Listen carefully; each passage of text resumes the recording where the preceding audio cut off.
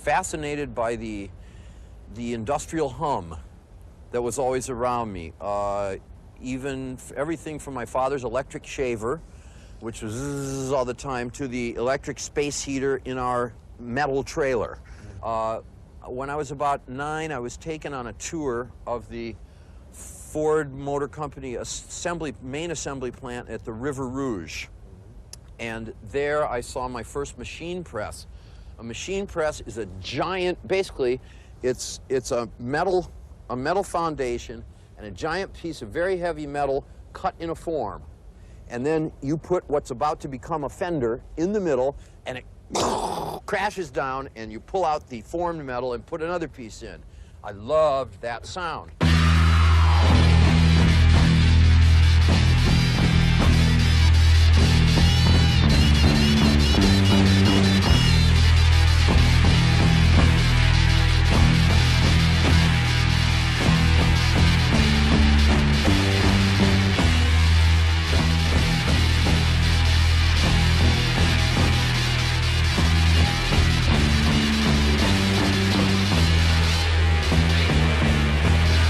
So I began to play the drums around the house. When I was 14, my parents loaned me the money to get my first drum set, and I joined the Musicians Union, put together a band in high school called the Iguanas. We played weekends for college fraternity dances, high school sock hops, and private parties for the next 4 years of my life, 14 to 18. I had enrolled for college in the University of Michigan for 1 semester for September semester of 1966. Or no, that was still 65, yeah, because I graduated school in 65. So I went back home to Ann Arbor. The band broke up. The rest of them went on to become bankers or divorcees or whatever people do. And I went to school, to college, which basically consisted of going to the student union in the morning, drink a lot of coffee with sugar in it, and sitting eating donuts and thinking, God, I don't really want to be here and do this. This is a bunch of shit. Oh, my God. And I'd fall asleep, miss the first class, and then think, if I've missed this class, why not just miss the whole day?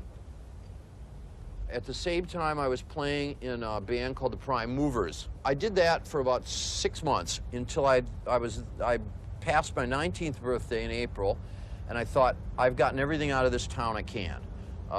The band, the Prime Movers, was the #1 band in town. I had studied all my old blues records. I had studied all my English Invasion records. I already knew my Stones and Bob Dylan by heart. So I decided I wanted to go to Chicago to investigate the blues.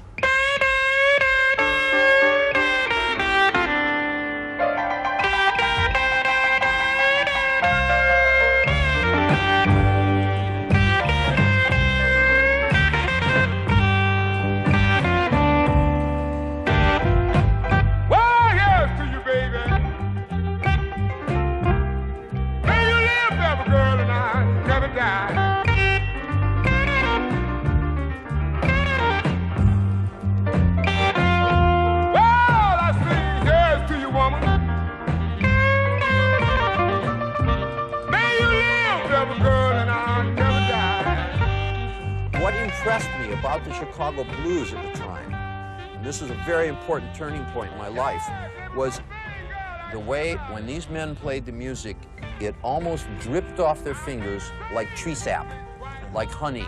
It was just oozing out of these guys, and the way they moved was very loose, very like this when they did the music, and it was not a studied thing. And I thought, my God, you know, I'm free white 19. I'm not 45, 50 years old, and I'm not a Chicago blues man. What I've got to do now is I've got to take what I've learned here, and I've got to apply it to my own experience.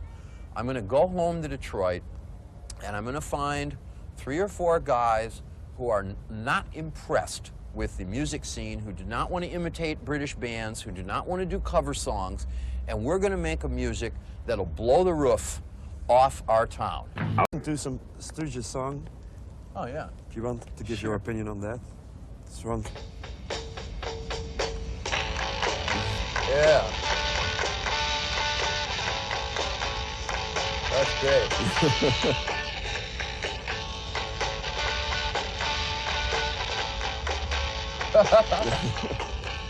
No fun for my face. No fun. Yeah. No fun for my face. No fun. No fun to That's great. hang around. Feeling that How did this song come about? no fun to hang It started as the first two chords. Like most Stooges songs, we were stoned on our smoke and jamming, and Ron came up with the two chords over and over, which is just no fun this one. for my face. Just those two back and forth, and then I was the one who said I had written poetry in high school and songs in my early bands. I was the one who said, let's take this and do a little more with it, make it into a song, and I used Johnny Cash's "I Walk the Line" as a model for this. If you could actually hear it if you listen to "I Walk the Line." You got, "I keep a close walk on this." Let's see, wait a minute. Yeah, I keep a close watch on this heart of mine. Boom, I keep my eyes wide open all the time. I Yeah. keep the ends out for the eyes that bind, because you're mine. I walk the line. So we used that structure in this song. Then the middle eight is a typical Stones middle eight, because I did use a lot from the Stones. I took a lot from them, yeah. And the Velvets, a lot from the Velvets, which was like the Velvets at that time was an influential art band and affected me a lot. And then the words were just, again, the words were an attempt. What we didn't want to do is sing a song like, "Oh baby, I'm gonna keep on rocking, and I'm gonna rock your pussy, and I'm gonna rock your little ears, and rock, rock, rock." Ugh. You know, that was right out. I wanted to make songs about how we were living in the Midwest. And what was this life about? And basically there was no fun and nothing to do. So I wrote about that. I was not doing much in 1975. He invited me to come along on his world tour, station to station, in '76. And I had never seen anybody in my life work as hard as that guy did. I mean, he was getting up at 8 in the morning to travel by car, because he didn't fly, by car all day to a gig. In the car would always be a fresh collection of the newest tapes by artists from all over the world, studying the stuff, listening to it, okay, Tom Waits. He knew about Tom Waits before anybody. Kraftwerk, he knew about Kraftwerk before anybody. So not just, oh, I'm into this kind of music, man, and that's all I like. He gets to the town, does a couple of interviews, catches a half-hour sleep, and he's on stage doing the show. Then after the show, the guy won't stop. He's out checking out whatever band is in town, knocking on his guitarist's door at 4 in the morning, let's write a new song. I was exhausted just watching it. I had never been exposed. Up till then, you got to remember, basically, in many ways, I had never been even exposed to proper touring. And I watched what he was doing, and I said, I'm going to do that too someday. I said, this guy's really knows what it is to work. No wonder he's doing so well and I'm not. The kid in me is still very much alive, but he's kind of under my management now.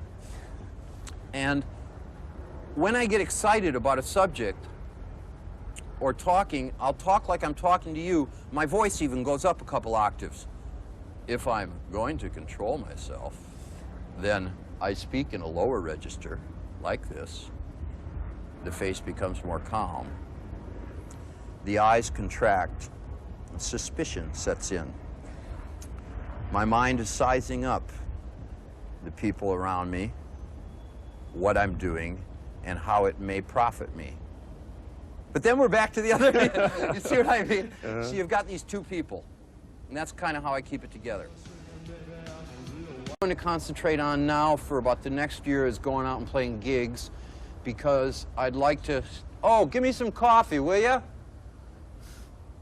Because I'd like to nail that down and put myself up where I feel my music should be. Not, again, when I said as big as David, I don't need to be that big. I just like to be pretty big. big as I could get.